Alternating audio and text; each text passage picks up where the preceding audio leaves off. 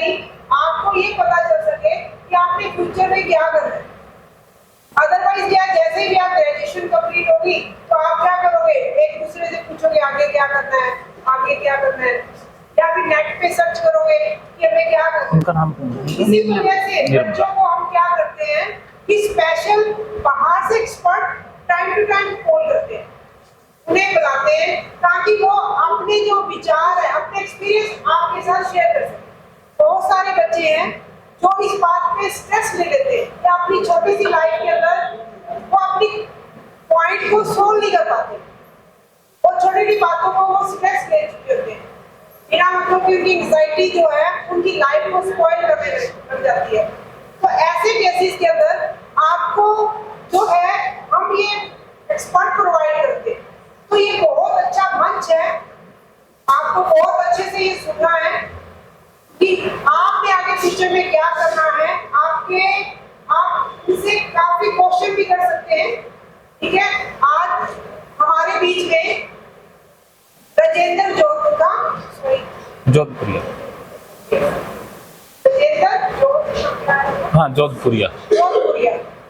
राजेंद्र जोधपुरिया जो बहुत अच्छे साइकोलॉजिस्ट भी हैं, और इन्होंने एहसास साइकोलॉजी रिसर्च सेंटर जोधपुर के अंदर स्टार्ट किया हुआ है।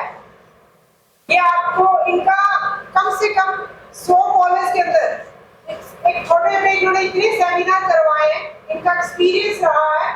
ऐसे आप जैसे बहुत सारे बच्चों के साथ इन्होंने फेस टू फेस रूबरू किया है, और इनका खुद का यूट्यूब चैनल भी है जिसमें लाखों सब्सक्राइबर है, और इन्होंने इन्होंने हॉस्पिटल भी वो खोलने जा रहे हैं अपने गांव में इसी से रिलेटेड, तो जिसमें बहुत सारे पेशेंट ना केवल इंडिया के बल्कि इंटरनेशनल तो है, वहां से भी पेशेंट इनके पास आते हैं। तो ये आपको डिटेल में अपना भी जो लाइफ का एक्सपीरियंस है वो आपके साथ शेयर करेंगे, और उसके रिगार्डिंग आप डिटेल में आपको बताएंगे कि किस तरह आप अपनी लाइफ को स्मूथ जी सकते हैं और फर्दर आप क्या कर सकते हैं। आपसे ये भी रिक्वेस्ट है, एक तो आप लेक्चर बहुत आराम से सुनोगे और उसके बाद आप क्वेरी भी करो। आपको क्वेरी का टाइम दिया जाएगा। आपके रियल लाइफ के अंदर आपकी जो भी छोटी छोटी प्रॉब्लम्स हैं आपने उसको कैसे सोल्व करना है, आप इनके साथ बिल्कुल फेस टू फेस डिस्कशन भी करो। इसी के साथ मैं पूरे महाविद्यालय की तरफ से इनका अपने महाविद्यालय में प्लेसमेंट सेल की तरफ से भी वेलकम करती हूँ, और इन्हें मंच पर आमंत्रित करती हूँ कि वो अपने विचार आपके सामने रखें।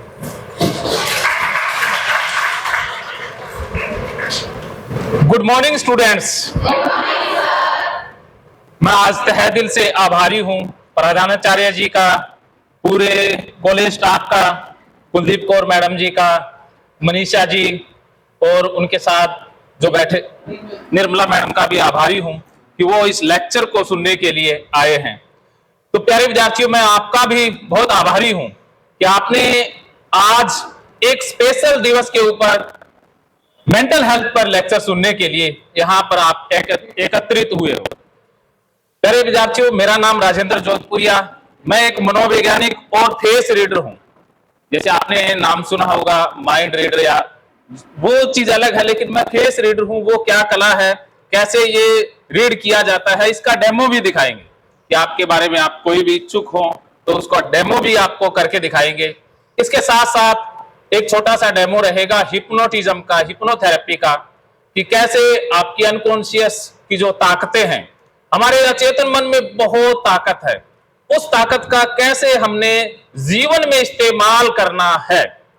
हम परेशान हो जाते हैं, उदास हो जाते हैं, उस उदासी को, परेशानी को चुटकियों में कैसे ठीक करना है, इसके लिए एक मैं डेमो आपको करके दिखाने वाला हूं। तो आप आराम से बैठे रहिएगा। तो सबसे पहले आज के दिवस की आपको बहुत बहुत बधाई। आज 10 अक्टूबर है, और 10 अक्टूबर को कौन सा दिन मनाया जाता है? विश्व मानसिक स्वास्थ्य दिवस, वर्ल्ड मेंटल हेल्थ डे के नाम से यह दिवस जाना जाता है। पानी पहुंचा देना, पानी नहीं देना। विश्व मानसिक स्वास्थ्य दिवस, इस दिवस की क्यों आवश्यकता पड़ी, आखिर हम कैसे अपनी मेंटल हेल्थ को पहचाने और कैसे मानसिक रूप से स्वस्थ रहें और कैसे कैसे मानसिक रोग हो सकते हैं, उनके लक्षण क्या है, उनके बारे में जानेंगे और बात भी करेंगे आपके कैरियर की कि कैरियर कैसे बनाएं। तो आज मुझे बेहद खुशी यह भी है कि आप सभी लड़कियां, महिलाएं यहां पर बैठी हैं और वो लेक्चर सुन रही हैं, क्योंकि हमारी ताकत, हमारे देश की ताकत महिलाएं ही है। अगर महिलाएं जागरूक है तो पूरा देश, पूरा हिंदुस्तान जागेगा, क्योंकि जो मेल है वो मानसिक स्वास्थ्य के बारे में थोड़े बहुत अवेयर हो भी जाते हैं, लेकिन जब बात फीमेल की आती है तो पहली बात तो कोई भी उसका सहयोग करता नहीं है। सब ये कहते हैं कि ये कोई मामूली सी बात है, ठीक हो जाएगी, लेकिन इलाज के क्षेत्र में महिलाएं बहुत कम पहुंच पाती हैं। तो इसके पीछे कारण क्या है, रुकावटें क्या है, उसके ऊपर भी बात करेंगे। तो सबसे पहले बात कर लेते हैं मानसिक स्वास्थ्य की। आप ये तो समझते हैं कि मानसिक स्वास्थ्य जरूरी है, यस या नो? बिल्कुल। इसी संदर्भ में मेंटल हेल्थ डे पर एक थीम रखा जाता है, एक विषय रखा जाता है। तो इस बार का जो विषय है वो ये है कि it's time to be prioritise your mental health at work place, कि आपको अपने स्थान पर, जो आपका कार्य क्षेत्र है, वहां पर मानसिक स्वास्थ्य को वरीयता देनी है, प्राथमिकता देनी है। आपके लिए आपका कार्य क्षेत्र ये कॉलेज है, यहां पर आप पढ़ाई करते हैं, या कोई वर्किंग है, कोई काम भी करते हैं, आप घर पर काम करते हैं, तो वो आपका वर्क स्टेशन है। वहां पर मानसिक स्वास्थ्य को कैसे बरकरार रखा जाए। हमारे देश में मानसिक स्वास्थ्य गिरता जा रहा है। भारत मानसिक स्वास्थ्य के क्षेत्र में पिछड़ता जा रहा है। यहां पर हर चौथा इंसान डिप्रेशन से पीड़ित है। हर चौथे व्यक्ति को डिप्रेशन महसूस होता है और हर तीसरा व्यक्ति चिंता रोग से ग्रसित है। किसी को बीमारी की चिंता है तो किसी को चिंता की बीमारी है। ये हर घर की कहानी है, हर मन की कहानी है। देखिए, हम जब बीमार होते हैं शारीरिक रूप से, अगर आपको खांसी हो, आपको सर्दी हो जाए, बुखार हो जाए, तो आप किसके पास जाते हैं? डॉक्टर के पास जाते हैं। अगर आपका मन परेशान है, मन बेचैन है, तो आप किसके पास जाते हैं? किसके पास जाते हैं? जाते ही नहीं है। यही हमारी विडंबना है कि हम मानसिक स्वास्थ्य को स्वास्थ्य से जोड़कर देखते ही नहीं है। खास बात यह है कि हमें यह पता भी नहीं है कि मन भी कभी बीमार होता है। ये तो आम सी चीजें हैं, सारे ही होते हैं। यहां पर मैंने हजारों लाखों लोगों का इलाज किया है और वीडियोज हैं, लगभग 5-6 हजार वीडियोज हैं यूट्यूब पर। तो उनके माध्यम से लोग बहुत फायदा लेते हैं, वो वीडियो देख के ही जी रहे हैं। बहुत से ऐसे इंसान जो आकर कहते हैं कि सर आपके वीडियो से हम जिंदा हैं, वरना कब के मर गए होते। तो वो भी उनके लिए अच्छी बात है, लेकिन हम इग्नोर करते हैं मानसिक स्वास्थ्य को। हम मन को तो कोई हिस्सा मानते ही नहीं है कि मन नाम की कोई चीज ही नहीं है, तो बीमारी का तो सवाल नहीं है। फिर भी कुछ लोगों को यह पता चल जाता है कि मन में कोई दिक्कत है, तो हम इलाज लेने के लिए किसके पास जाते हैं? किसके पास जाते हैं? गलती से पता लग जाए या गलती से कोई बता दे तो हम इलाज लेने जाते भी गलत जगह पर है। पहली बात तो ये कि अगर हमें कोई कह दे भी, अरे तुझे मानसिक प्रॉब्लम है, कोई मानसिक दिक्कत है, तुझे इलाज लेना चाहिए, तो हमारा रिएक्शन ये नहीं होगा कि थैंक यू भाई साहब या बहन जी कि आपने मुझे बताया, मेरे बारे में सोचा। हम गुस्सा करते हैं कि मैं और मानसिक रोगी, इसका मतलब मैं तो पागल हूं। तो हम छिपाते हैं, हम बताते भी नहीं हैं, और कोई दूसरा बताए तो हम स्वीकार भी नहीं करते हैं। ये स्वीकार न करने की कयायत आज से नहीं है, हजारों सालों से चली आ रही है। मानसिक रोगी कोई भी हो सकता है, ये बात तो आप समझते हैं, यस या नो? आप भी हो सकते हैं, मैं भी हो सकता हूं, और मैं तो मानसिक रोगी रहा हूं। मुझे डिप्रेशन भी रहा है, चिंता रोग भी रहा है। मानसिक रोग जो बिना दवाई ठीक हो सकते हैं, मैंने सारे अपने अंदर क्रिएट भी किए हैं और रहे भी हैं। तो मैं मानसिक रोग से कैसे उभरा वो भी बताएंगे, और कैसे मैं इस क्षेत्र में आया वो भी हम जानेंगे। तो कोई भी मानसिक रोगी हो सकता है।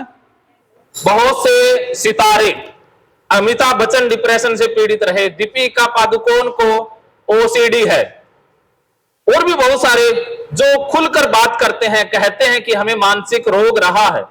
जब बड़े राजनेता, अभिनेता या सेलिब्रिटीज, वैज्ञानिक एक्सेप्ट करते हैं कि हम मानसिक रूप से परेशान रहे, लेकिन हम आम इंसान कभी भी ये स्वीकार नहीं कर पाते हैं कि हमें कोई मानसिक परेशानी है। तो हमें ये जो टैग लगा हुआ है पागलपन का, इसे हटाना है। और यही हमें वर्ल्ड स्वास्थ्य दिवस भी आगाह करता है कि हम अवेयर हों, अवेयरनेस फैलाने का ये दिन है। तो हमें ये याद रखना है कि मानसिक समस्या किसी को भी हो सकती है, हमें इलाज लेना चाहिए।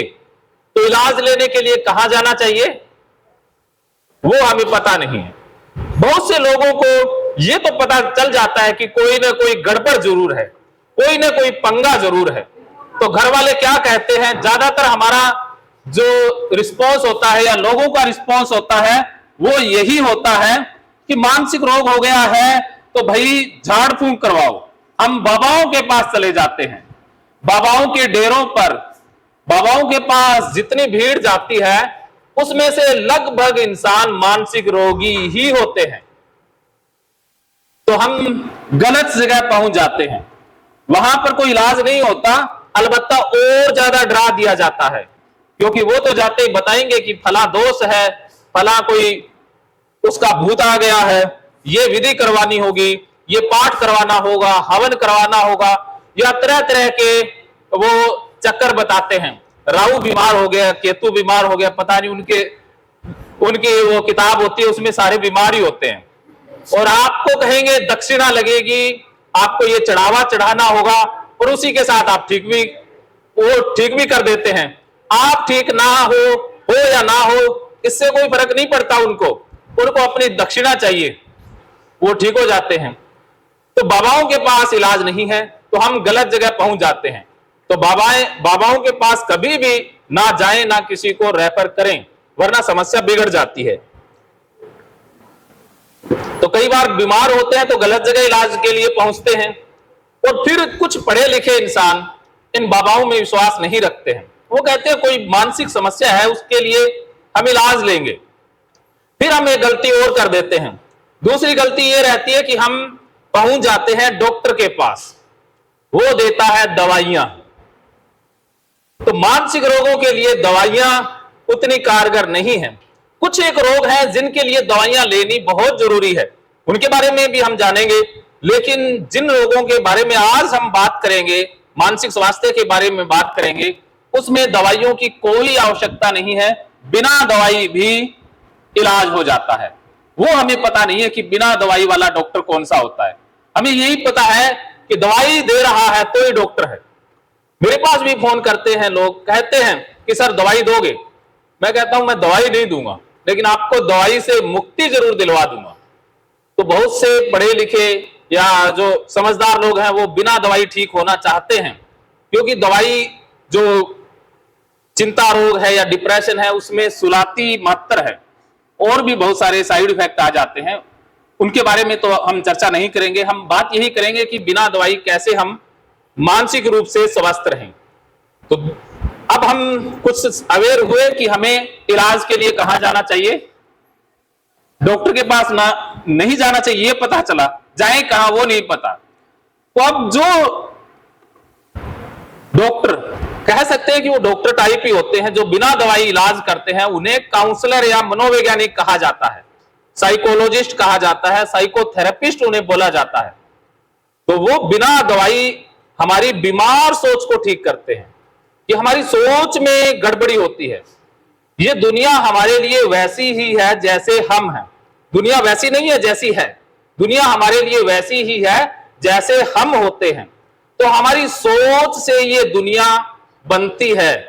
आज जो भी आप सोचते हो, महसूस करते हो, चाहे दुख है चाहे सुख है, कोई भी प्रॉब्लम आपके जीवन में है, वो आपकी सोच पर आधारित है, आपकी थिंकिंग पर आधारित है।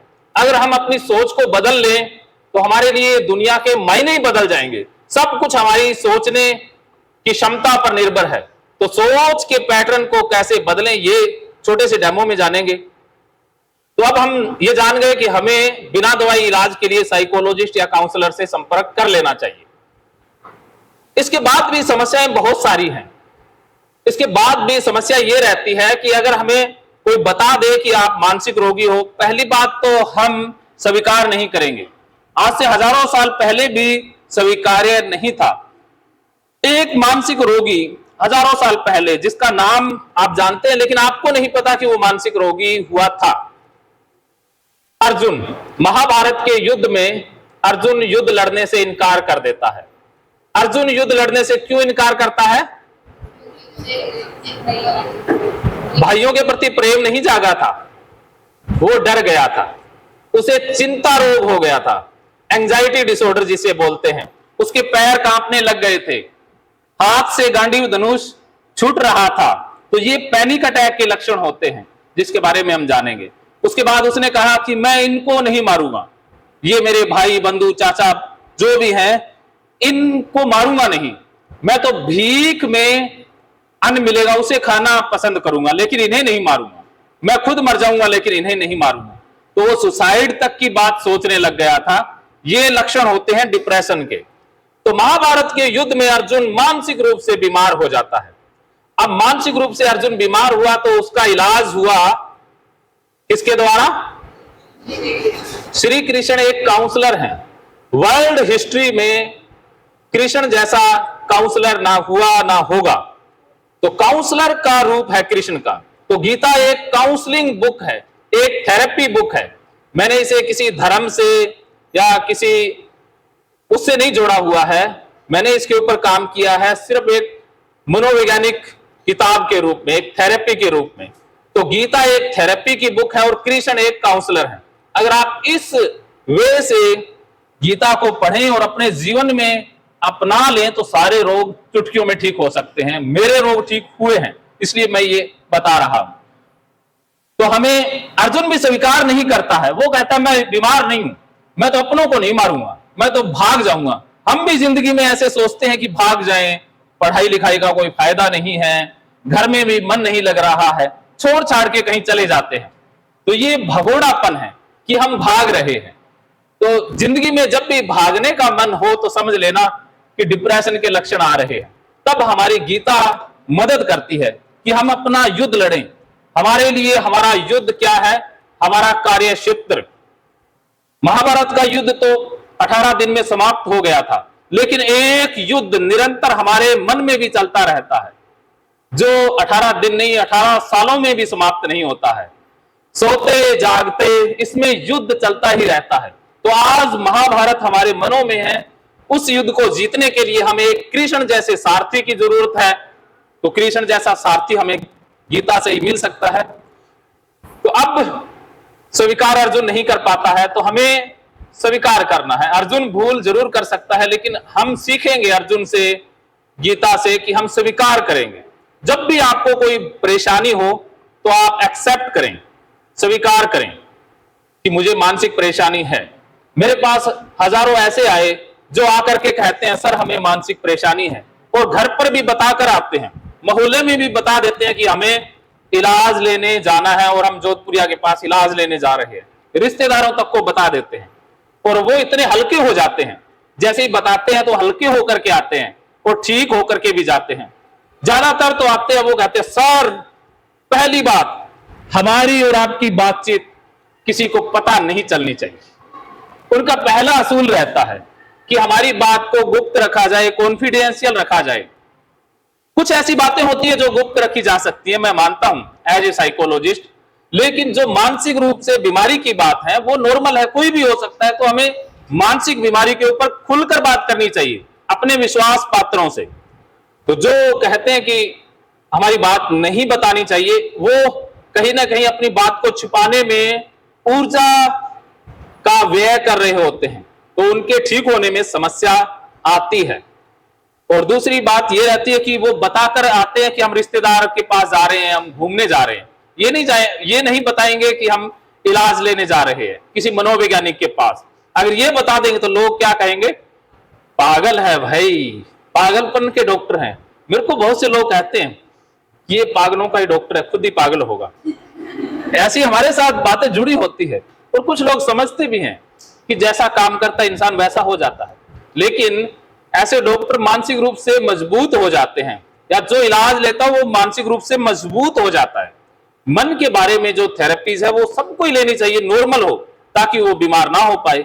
जैसे बचपन में आपके टीके लगते हैं ना, 5 टीके लगवाते हैं, टीकाकरण होता है ना, वैसे ये थेरेपी, ये टीकाकरण का काम करती है कि जिंदगी में परेशानी सबको आएगी, जिंदगी में उदासी सबको घेरेगी, मृत्यु सबके घरों में होगी, अपने सबके बिछड़ेंगे, आप जिनसे प्यार करते हैं वो रूठेंगे भी, आपको छोड़कर भी जाएंगे, आपके ऊपर ब्लेम भी लगेंगे, भगवान कृष्ण के ऊपर ब्लेम लग सकते हैं, उनके ऊपर बहुत सारे इल्जाम लग सकते हैं। तो हम कैसे बच सकते हैं? गुरु नानक देव जी, जितने भी सिख गुरु हुए, उन्होंने कितनी यातनाएं झेली। तो हमारे जीवन में कष्ट तो आएंगे ही आएंगे, कष्टों से कभी भी ना डरें, तैयार रहें कि जितने कष्ट आए, ये इस बात का सबूत है कि आप मजबूत होकर के आगे बढ़ने वाले हैं। जिस इंसान के जीवन में कष्ट नहीं है, मुसीबतें नहीं है, परेशानियां नहीं है, वो इंसान बहुत कमजोर है, वो इंसान कभी भी ग्रो नहीं कर पाएगा, कभी भी आगे नहीं बढ़ पाएगा। इसलिए कष्टों को बुलाएं कि जितने आए उतने आए और उनसे लड़ें, उनसे जीतें, फिर देखिएगा कि आप बहुत मजबूती से आगे बढ़ेंगे और आपको सफल होने से, सफल तो क्या, अमर होने से कोई नहीं रोक पाएगा। जो कष्टों से लड़ता है वो सफल ही नहीं होता, वो अमर हो जाता है, अर्थात उसे युगों युगों तक याद किया जाता है। तो अगर युगों युगों तक याद किए जाना है तो कष्टों का, समस्याओं का खुलकर मुकाबला करना है। हारने के लिए हमेशा तैयार रहना है। हम जीतने के लिए सोचते रहते हैं, तैयार रहते हैं, लेकिन कभी हारने के लिए तैयार रहे हैं? हमें उसके लिए तैयारी ज्यादा करनी चाहिए। ज्यादातर तो ऐसा होता है जब हार जिंदगी में मिल जाए तब डिप्रेशन आता है, तब परेशानियां आती हैं, फिर हम स्वीकार ही नहीं कर पाते कि मेरे साथ ऐसा हो सकता है। छोटे छोटे गांव में जैसे सरपंची का इलेक्शन होता है, 3-4 को तो दौरा पड़ा ही मिलता है, उन्होंने सोचा ही नहीं होता। और घरों में जैसे आम लड़ाई झगड़ा हो जाए, कितना फसाद होता है। अगर किसी का दुर्घटना, अचानक दुर्घटना हो गई, कोई बीमारी आ गई, तब हम नहीं संभाल पाते हैं ना, कोई अपना चला गया, तब हम डिप्रेशन में चले जाते हैं। मानसिक रोग ज्यादातर तो घटनाओं से संबंधित है कि हमारे जीवन में वो घटनाएं घट गई जिनके बारे में कभी हमने सोचा ही नहीं था। तो इसके लिए आपको घटनाओं के लिए तैयार रहना है। आपको समझ तो आ रही है ना? कोई बोरिंग तो नहीं चल रहा ना? आप मुझे समय समय पर बताते रहा करें, क्योंकि मानसिक स्वास्थ्य से संबंधित हमारी बातचीत है, और आप मायूस होकर के या उदास होकर के सुने, ये मुझे बिल्कुल भी मंजूर नहीं है। कहा जाता है कि कई गुना बढ़ जाती है खूबसूरती महज मुस्कुराने से, फिर भी पता नहीं लोग बाज नहीं आते मुंह फुलाने से। तो इसलिए हंसते मुस्कुराते रहें। हंसता हुआ चेहरा बहुत खूबसूरत होता है। पाउडर, सुर्खी या मेकअप की चाहे दुकान साथ ले लें, अगर चेहरे पर उदासी है तो किसी काम की नहीं है। अगर आप मुस्कुरा रहे हैं तो आपको किसी मेकअप की भी जरूरत नहीं है। तो ये बात हमेशा याद रखिएगा। आप बात मानसिक स्वास्थ्य पर फिर से कर लेते हैं। तो आप समझ गए कि मानसिक स्वास्थ्य जरूरी है, इतनी बात तो पल्ले पड़ गई होगी, बाकी पल्ले ना पड़े। तो अब हम देखते हैं कि मानसिक रोग कितने प्रकार के होते हैं। मानसिक रोग 2 बड़े ग्रुप में बांटे गए हैं। एक है साइकोसिस ग्रुप, दूसरा है न्यूरोसिस ग्रुप। साइकोसिस ग्रुप वो ग्रुप होता है जिसमें इंसान को ये पता ही नहीं होता कि वो मानसिक रोगी है। उसे ये लगता है कि मैं तो बिल्कुल ठीक हूं, बाकी सारे बीमार हैं। कुछ बीमार ऐसे होते हैं जो बीमारी को समझते ही नहीं है, वो कहेंगे बाकी दुनिया बीमार है, मैं बिल्कुल ठीक हूं। ऐसे भी बहुत से लोग आपको मिलेंगे जिनके अंदर इंसाइट या चेतना बहुत कमजोर होती है। अगर आप उन्हें बताएंगे तो वो गुस्सा हो जाएंगे कि तू बीमार, तेरा पूरा खानदान बीमार, आपसे झगड़ा कर लेंगे। तो ऐसे इंसानों को साइकोसिस ग्रुप में रखा जाता है। अर्थात उनका इलाज दवाइयों से ही संभव है, बातचीत से नहीं। हमारे पास भी आएंगे तो मैं कहूंगा भाई मेरे अनुसार चलना है, मेरी बातें फॉलो करनी है। वो कहेंगे ना हम जो सोचते हैं वही ठीक है, तो वो बंदा ठीक नहीं होता है। तो आप कभी भी इस परेशानी में ना रहे कि स्वीकार कर लिया तो कोई गड़बड़ हो जाएगी। अगर परेशानी है तो स्वीकार करें, नहीं स्वीकार कर रहे हैं तो समझ लीजिएगा कि फिर दवाइयों वाले डॉक्टर की जरूरत पड़ती है। तो इस ग्रुप में बहुत से रोग आते हैं, जैसे बाइपोलर डिसऑर्डर है। कुछ लोग तो मौसम के हिसाब से बीमार होते हैं, जैसे अभी सर्दियां आ जाएंगी कुछ लोग बीमार हो जाएंगे। सीजनल मूड अफेक्टिव डिसऑर्डर जिसे बोला जाता है कि वो गर्मी के मौसम में ठीक हो जाएंगे, सर्दियों में बीमार हो जाएंगे, सर्दियों में ठीक हो जाएंगे, गर्मियों में बीमार हो जाएंगे, ऐसे होते हैं। एक होता है बाइपोलर डिसऑर्डर जिसमें एक मेनिया फेज होती है, डिप्रेशन। डिप्रेशन में वो 3-4 महीने बिल्कुल ठीक रहेंगे, इतने ठीक रहेंगे कि वो सोएंगे ही नहीं, बातें करेंगे तो बहुत बड़ी बड़ी बातें, जैसे कि वो एलोन मस्क वही हो, उनके पास कोई सीक्रेट हो, और फिजूल खर्ची बहुत करेंगे, शहर जाएंगे तो खरीद के ले आएंगे, वो सामान खरीदते रहेंगे जिनकी जरूरत ही नहीं है, बहुत लंबी चौड़ी बातें करेंगे। ऐसे लगेगा कि ये तो बहुत मोटिवेशनल बंदा है, बहुत एनर्जेटिक, आप प्रभावित हो जाओगे। बहुत ऊंची ऊंची बातें करेंगे, हवा में बातें करने वाले, तो वो मेनिया फेज होता है। 3-4 महीने सोते भी नहीं है, नींद भी नहीं आती है उनको नींद की आवश्यकता भी महसूस नहीं होती है।